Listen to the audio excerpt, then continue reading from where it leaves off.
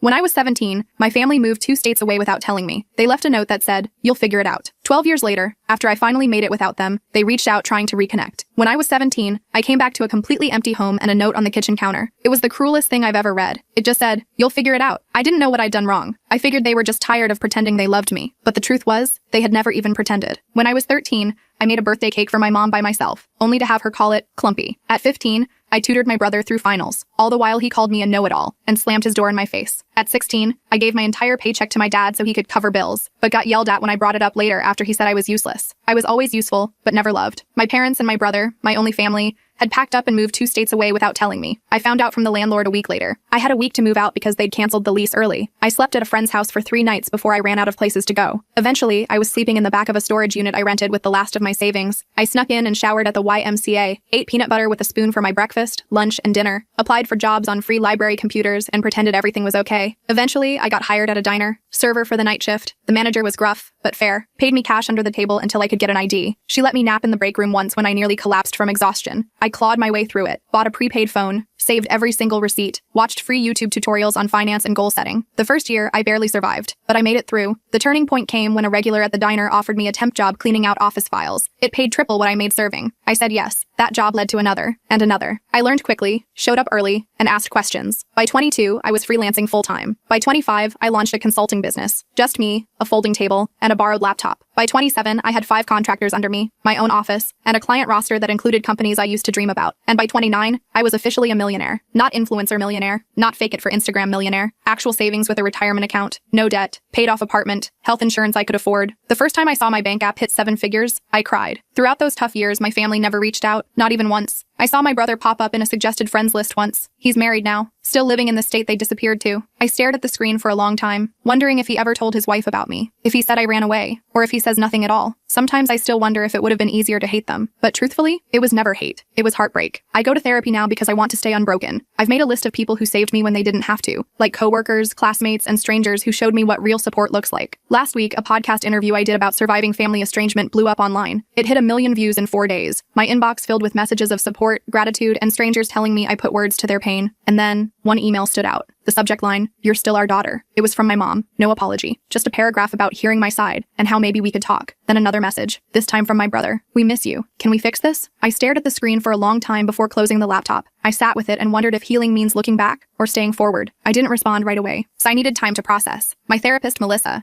suggested I take at least a week before making any decisions. "Give yourself space to feel whatever comes up," she said during our session. "There's no rush to respond." So I did. I focused on work, went to the gym, had dinner with friends. Normal stuff. But those emails haunted me. I kept opening them, reading them, closing them again. My mom's message felt cold, clinical almost, like she was reaching out to a distant acquaintance. My brother's was shorter but somehow felt more genuine. I couldn't stop thinking about them. After 10 days, I decided to reply to my brother first. Just something simple. I wrote, "It's been 12 years. What changed?" Then I hit send before I could overthink it. His response came within an hour. He said the podcast made him realize what they'd done. He claimed he was only 15 when they left me, that he didn't have a choice, that he'd always wondered about me, that he'd looked me up online a few times over the years but never had the courage to reach out, that seeing me successful made him proud. I didn't buy it. Not completely. If he'd been so concerned, why wait until I was publicly successful? I asked him exactly that. His next email was longer. He admitted that money was tight for them, that my parents' business had failed, that his wife was pregnant with their second child, that medical bills were piling up. I felt my stomach drop. There it was, the real reason. I didn't respond for another week. Then my mom sent a follow-up email with old family photos attached. Pictures of me as a baby. Pictures of us at the beach when I was maybe 5 or 6. Pictures of me and Michael building a snowman. Happy moments that felt like they belonged to someone else's life. At the bottom of the email, she wrote, "We made mistakes. We want to make amends." I showed the emails to Melissa during our next session. She reminded me that I was in control, that I could set boundaries, that I didn't owe them anything. But she also said that closure might help me move forward, whether that meant reconciliation or a final goodbye. I nodded along, but inside I felt conflicted. Part of me wanted to tell them to go to hell. Another part wanted to understand why they left me. And a tiny, stupid part of me still wanted them to love me. I decided to meet my brother first. Just him. No parents. We arranged to meet at a coffee shop in Chicago, halfway between where we both lived. I flew in that morning, checked into a hotel, and tried to calm my nerves. I almost canceled 3 times. But at 2 p.m., I walked into that coffee shop and saw him immediately. He looked older, heavier, with a receding hairline, but his eyes were the same. He stood up when he saw me, awkward and uncertain. I didn't hug him. We just sat across from each other with our coffees, like strangers. The first 20 minutes were painful. Small talk about the weather, about my flight, about his drive. Then he started apologizing. "Emma, I'm so sorry," Michael said, his voice cracking. "I was just a kid when it happened. I didn't know they were planning to leave you behind until it was too late. I was too scared to stand up to them. I just listened, watching his face for signs of deception. He seemed sincere, but but I'd been fooled before. I asked him the question that had haunted me for 12 years. Why me? Why was I the one left behind? He looked down at his coffee. They always saw you as the strong one, the independent one, the one who would be fine on your own. They thought you didn't need them as much as I did. They convinced themselves you'd be better off without them. It was the most ridiculous thing I'd ever heard. I told him about the storage unit, about eating peanut butter for weeks, about showering at the YMCA and working night shifts at 17. His face crumpled. I didn't know, he whispered. They told me you had a plan, that you wanted to stay behind, that you were going to live with a friend's family, that you'd chosen to separate from us. All lies. By the end of our meeting, I wasn't sure what to think. He seemed genuinely remorseful. He showed me pictures of his wife and daughter, told me about his job as an accountant, asked about my business, didn't directly ask for money, which surprised me. When we parted, he hugged me. I let him, but I didn't hug back. I just stood there, arms at my sides, feeling nothing. Back at my hotel, I called Melissa, told her everything. She pointed out that while my brother seemed sorry, he was still framing himself as a victim rather than acknowledging his role in my abandonment. She was right. He'd been 15, not 5. Old enough to pick up a phone, old enough to send an email, old enough to check on me at some point in 12 years. That night, my mom called. I hadn't given her my number, so Michael must have. I almost didn't answer, but curiosity won out. Her voice sounded older, raspier. She cried when I said hello, started talking about how proud she was of me, how she'd always known I would succeed, how special I was. I let her talk herself out. Then I asked her the same question I'd asked my brother. Why me? Her answer was different. We were in debt, Emma. We couldn't afford 3 mouths to feed. We knew you were smart enough to make it on your own. We figured you'd go to social services and get placed with a better family. We thought we were doing you a favor. I hung up on her, blocked her number immediately, threw my phone across the room and screamed into a pillow. The next morning, I had an email from my dad. First contact in 12 years. He didn't apologize. Instead, he wrote about how hard their lives had been, about medical bills and failed businesses, about how Michael's wife needed surgery, about how they were facing eviction. Then, at the very end, he asked if I could help the family out. Not a single question about my life, not a single acknowledgement of what they'd done. I forwarded the email to Melissa with the subject line, and there it is. She called me immediately, despite it being Sunday. We talked for an hour, about boundaries, about forgiveness versus reconciliation, about the difference between helping someone and enabling them, about what I actually wanted versus what I thought I should want. By Monday morning, I had made my decision. I emailed my brother, told him I was glad we'd met, that I understood he was in a difficult position when we were younger, that I was willing to have a relationship with him and his family, but with clear boundaries. No money, no loans, no financial support of any kind, and no relationship with our parents until they took full responsibility for their actions. His response was immediate and telling. I'm really disappointed, Emma, he wrote. Our parents really need help. Families should support each other. You're being selfish with your success. All the guilt buttons they'd installed in me as a child, pushed at once. I didn't respond. Instead, I booked an appointment with Melissa and a vacation to Bali. I needed space to process everything. 3 days later, Michael called, left a voicemail apologizing for his email, said he understood my position, said he still wanted a relationship on my terms, said he'd respect my boundaries. I listened to it twice, trying to decide if he was sincere or just changing tactics. I decided to give him one more chance, but with my guard up. I went to Bali anyway, spent 2 weeks on the beach, hiking through rice fields, and meditating. I needed the distance. When I got back, I had 6 more emails from my dad, each more desperate than the last. I didn't read past the subject lines. I also had a text from Michael asking if we could talk again. I agreed to a phone call, nothing more. The call started okay. He apologized again for pushing. I've been thinking a lot about what you told me, he said. I'm in therapy now too. I believed that part. He sounded different, less defensive. We talked about his kids, about my business, normal stuff. Then he mentioned that our parents were coming to visit him next weekend, asked if I would consider meeting them, just for an hour, in a public place. I felt my chest tighten. I'm not ready for that, Michael. He pushed a little but backed off when I got quiet. After we hung up, I called Melissa. We had an emergency session that night. She helped me realize I was afraid of seeing them. Not because I hated them, but because I still craved their approval. Still wanted them to love me. Still wanted to be enough. It was pathetic, but it was true. I cried for an hour in her office. The next day, Michael texted again. Said our mom was crying all night after he told her I wouldn't meet them. Said our dad was talking about driving to my city anyway. I felt panicky. Blocked Michael's number immediately. Then I called my assistant and told her I was working from home for the week. Ordered groceries for delivery. Basically hid in my apartment like a scared kid. On Wednesday, the doorman called up. Said there was a couple asking for me. Wouldn't give their names. I knew instantly. Told him I wasn't accepting visitors. 5 minutes later, my phone rang from an unknown number. I let it go to voicemail. It was my dad. Emma, we drove 8 hours to see you. His angry voice said, you're being childish. We deserve a chance to explain. I deleted the message and turned off my phone. Thursday morning, I woke up to someone pounding on my door. I froze in bed, heart racing, checked the peephole. It was them, my parents, standing in my hallway like they had any right to be there. Emma, please. My mom's voice came through the door. We just want to talk to you. We know you're in there. My dad added. We love you. We're sorry. I didn't open the door. I sat on the floor with my back against the wall, shaking. Eventually, they left. I called building security immediately, told them not to let those people up again. The guard sounded concerned, asked if I needed police. I said no, just don't let them up. Then I called Melissa. She came over on her lunch break, brought me a sandwich and sat with me while I cried, told me I had every right to set boundaries, that I didn't owe them a meeting, that what they were doing was harassment, not reconciliation. After she left, I got an email from Michael. He was furious. Said I'd humiliated our parents. Said they were staying in a cheap motel they couldn't afford because they were so desperate to see me. Said his wife needed surgery next month and they were hoping I could help. Said I was being cruel. I didn't respond. Friday morning, I decided I needed to leave town for a while. Booked a flight to visit my friend Rachel in Portland. She'd been one of the people who helped me when I was homeless. Let me crash on her couch for a week when I had nowhere else to go. I trusted her completely. I was throwing clothes in a suitcase when my phone rang. Unknown number again. I ignored it. 10 minutes later, my doorman called. Said there was a woman downstairs having what looked like a medical issue. Said she was asking for me by name. Claimed to be my mother. I felt sick. Told him to call an ambulance if she needed help, but I wasn't coming down. He sounded uncomfortable but agreed. I finished packing and headed downstairs an hour later. Checked the lobby carefully before entering. No sign of them. I felt relieved but also weirdly guilty. The doorman gave me a strange look as I passed. Told me the ambulance had come. That the woman had been having chest pains. That she'd been taken to Memorial Hospital. I nodded and hurried out to my waiting Uber. At the airport, I got another call from Michael. I almost didn't answer, but something made me pick up. Mom had a heart attack. He was crying. She's in surgery. This is your fault for stressing her out. I hung up on him. Called Melissa instead. She answered immediately. I told her what happened. Asked if I was a terrible person. Emma, listen to me, she said firmly. You are not responsible for your mother's health. This feels like another manipulation tactic. Get on your plane and take care of yourself. I did. Spent the weekend with Rachel. Told her everything. She remembered when my family abandoned me. Remembered how broken I'd been. She was furious on my behalf. They don't deserve a minute of your time, she said, pouring me another glass of wine. Not after what they did to you. It felt good to have someone so firmly in my corner. Sunday night, I got an email from my dad. My mom was stable, had a stent put in, would be released Tuesday. The email ended with, "She's asking for you. Don't you think you've punished us enough?" I showed Rachel. She rolled her eyes so hard I thought they might get stuck. Told me this was textbook guilt tripping. I knew she was right, but part of me still felt responsible. I flew home Monday. Found flowers outside my apartment door. The card said, "Please call us. We're staying at the Holiday Inn until Wednesday. No apology. No acknowledgement of boundaries. Just another demand." I threw the flowers in the trash chute. Tuesday morning, I got a text from an unknown number. It was a photo of my mom in a hospital bed, looking pale and small. The message said, "She might not have much time left. Do you really want to live with this regret?" I blocked the number. Called Melissa. She suggested I take a social media break, change my number, maybe even stay with a friend for a while. I agreed. Called my assistant and told her I'd be working remotely for 2 weeks. Packed another bag. Before I could leave, my doorman called again. Said there was a young woman downstairs asking for me. Said she had a small child with her. Said she claimed to be my sister-in-law. I felt cornered. These people wouldn't stop. I told the doorman to send her up. Decided to face this head on. The woman who knocked on my door looked exhausted. Had dark circles under her eyes. Was holding a sleeping toddler against her shoulder. "I'm Jenny," she said quietly. "Michael's wife. I came alone because I wanted to talk to you without family drama." I let her in reluctantly. Offered her water. She accepted gratefully. Jenny put her sleeping daughter on my couch, tucking a blanket around her. Then she sat at my kitchen table and started talking. "I only learned about you 3 years ago," she admitted. "Michael told me you ran away at 17. Cut contact with the family. I always thought it was strange but never pushed. Hearing your podcast was a shock. I confronted him, and he finally admitted the truth. I just listened, not sure what to believe anymore." Jenny seemed sincere. "I'm horrified by what they did to you," she continued. "I insisted Michael reach out, but I had no idea they were going to ask you for money. I'm embarrassed and angry about that. Yes, I do need surgery for a thyroid condition, but we have insurance. Your parents are the ones in financial trouble, not us." I asked her why she'd come. She looked me straight in the eyes. "You deserve to know the whole truth," she said. "Your parents have been telling everyone you abandoned the family, that you were mentally unstable, that you stole money from them before disappearing, that they spent years looking for you. All lies to cover what they'd done." I felt like I'd been punched. "How do you know this is true?" She pulled out her phone, showed me Facebook posts from years back. My mom asking for prayers to find her troubled daughter. My dad claiming I'd taken their savings before running away. Posts about hiring private investigators, about checking homeless shelters, all carefully crafted to make them look like victims, all dated years after they'd abandoned me. Jenny apologized for being part of it, even unknowingly. Said she'd confronted my parents too, that they'd admitted everything to her when she threatened to tell the whole family the truth, that they were desperate now because their lies were unraveling, that my podcast had people asking questions they couldn't answer. Her daughter woke up then, a cute little girl with curly hair. "This is Lily," Jenny said softly. "She's 3. I have another daughter on the way. I want my children to know their aunt, but only if you want that too. No pressure, no guilt. Just an open door if you ever choose to walk through it." After they left, I sat in my apartment for hours, processing, called Melissa again, told her everything Jenny had said. She wasn't surprised. "Abusers often control the narrative," she explained. "They create alternate realities where they're the victims." She asked what I wanted to do now. I honestly didn't know. That night, I got another email from my dad. This one was different, angry, threatening. Said if I told lies about them online, they would sue me for defamation. Said they had proof I'd stolen from them. Said they'd go to the media with their side if I didn't take down the podcast and issue a public apology. Said they expected financial compensation for the damage to their reputations. I forwarded it to Melissa, then to my lawyer, Marcus. He called me immediately. This is empty threatening, he assured me. Truth is an absolute defense against defamation. Save everything but don't respond. I'll handle it if they actually file anything, which I doubt they will. People who are actually going to sue don't usually announce it first. The next day, I got a call from Michael. I let it go to voicemail. He sounded panicked. Emma, Jenny told me she visited you. Our parents are furious. They're saying terrible things about her now too. I'm scared they're going to try something desperate. Please call me back on Jenny's phone, not mine. I didn't know what to believe anymore. Called Marcus again. He suggested meeting Michael and Jenny somewhere public, with him present as my lawyer, just to hear them out. I agreed reluctantly. We set up a meeting at a restaurant near Marcus's office for the next day. They showed up on time. Both looked terrible. Stressed. Exhausted. Jenny had a bruise on her arm she kept trying to hide. Michael couldn't make eye contact. I'm Marcus, Emma's attorney, he said as we sat down, which made Michael flinch. But we sat down, ordered coffee, and they started talking. The story that came out was worse than I'd imagined. My parents had been living off Michael for years, moving in and out of his house, taking money for emergencies, watching his kids while criticizing his parenting. When Jenny confronted them about me, my dad had grabbed her arm, hard enough to leave marks. Michael had kicked them out. They were now staying in a motel, calling constantly, showing up at his work. I listened without interrupting, watched my brother break down as he described how our parents had controlled him his entire life, how they'd convinced him I abandoned them, how he'd been too scared to question their version of events, how he'd been trapped in their web of manipulation and lies for 12 years, how he was terrified they would hurt Jenny or the kids. Marcus asked careful questions about financial entanglements, about house titles and bank accounts, about whether my parents had keys to their house. Michael answered everything, said they'd co-signed his mortgage, said his dad was still on his bank account from when he was in college, said they had spare keys, said they knew all his passwords. Marcus took notes, occasionally glancing at me. By the end of the meeting, I felt drained but clearer. This wasn't just about me anymore. Michael and Jenny were victims too, in their own way. Different from me, but still trapped. Marcus suggested they speak to a lawyer of their own, gave them a colleague's card, told them to change their locks, passwords, and bank accounts immediately. They nodded, looking overwhelmed but grateful. As we were leaving, Michael hugged me. This time, I hugged him back. It wasn't forgiveness, not yet, but it was something. A recognition that we'd both been damaged by the same people, that maybe we could help each other heal. That night, I got a series of increasingly unhinged texts from my parents' numbers. Accusations, threats, guilt trips. I blocked them all. Then I called Jenny, asked if they were safe. She said yes. They'd changed the locks, stayed with friends the night before, were looking into a restraining order. I felt relieved but still worried. The next morning, I woke up to my phone ringing. It was Jenny, hysterical. They broke into our house, she sobbed. They took Lily's baby photos, important documents, Michael's laptop. They left a note. Family matters should stay in the family. I told her to call the police immediately, said I'd meet them at their house, called Marcus on my way. When I arrived, there was a police car outside their house. An officer was taking statements in the living room. The place was a mess. Drawers pulled out, papers scattered. Michael was sitting on the couch, head in his hands. Jenny was pointing out missing items to the officer. I introduced myself as family, there to help. The officer seemed skeptical that grandparents would break in. Are you sure they didn't just use a key? He asked. Maybe this is a misunderstanding? Jenny showed him her bruised arm, told him about the escalating behavior, about the threats, about how they'd been stalking them. He took notes but didn't seem convinced. Said without evidence, it would be hard to prove who did this. After the police left, we cleaned up together. Found more missing things. Photo albums, financial documents, the spare key to their car. Michael looked defeated. This is my fault, he said. I should have protected my family better. Should have stood up to them years ago. Should have looked for you harder. I didn't disagree, but I didn't pile on either. We were beyond that now. Marcus arrived as we were finishing, looked around grimly, said this changed things, that we needed to document everything, that breaking and entering was a serious crime, that we should all stay somewhere else for a few days, that he'd help us file for emergency restraining orders in the morning. We nodded, too exhausted to argue. Jenny packed bags for them while Michael and I secured the house as best we could, changed locks again, checked windows, discussed security cameras. It felt surreal, taking these precautions against our own parents, but also necessary. They'd crossed a line that couldn't be uncrossed. As we were leaving, Michael got a text from our dad. Just 3 words. We're watching you. He showed it to me, hands shaking. I took a screenshot, sent it to Marcus. Then I made a decision. Told them they were coming to stay with me. My building had security, cameras, a doorman who already knew not to let our parents in. They accepted gratefully. That night, the 4 of us ate takeout in my living room. Lily played with toys Jenny had packed. We talked quietly about next steps, about restraining orders, about police reports, about changing phone numbers and email addresses, about possibly moving to a new house, about how to protect themselves long term. It wasn't the family reunion I'd ever imagined. Sitting there with the brother who'd let me be abandoned, his wife who'd believed lies about me, and their daughter who was innocent in all of this. But somehow, it felt right. Like we were finally facing the truth together. Like maybe, just maybe, we could build something new from the ashes of what our parents had destroyed. The next morning, Marcus called, said he'd filed emergency restraining orders for all of us. Said we needed to appear in court next week to make them permanent. Said he'd also reported the break-in to a detective he knew,